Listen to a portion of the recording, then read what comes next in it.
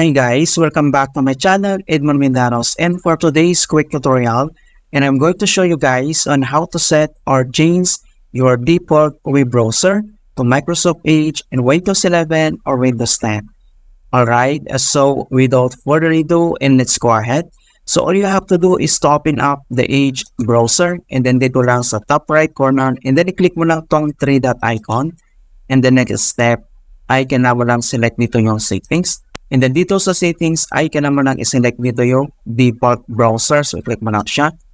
And then makita mo kaagad dito yung default browser and make Microsoft Edge your default browser. And the next step ay kailangan mo lang i-click to make default. So i-click mo lang siya.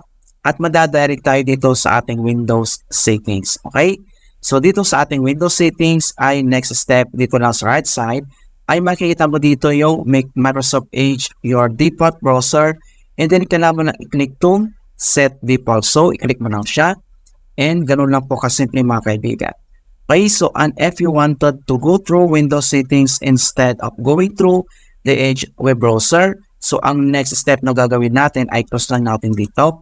So dito lang sa search menu ng ating computer ay type mo lang dito yung default apps.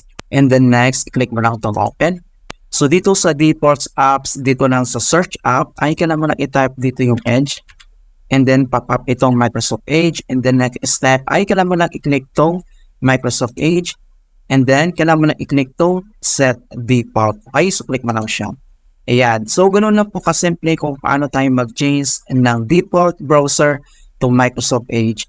Okay, so please don't forget to like this video and subscribe to my channel for more quality content.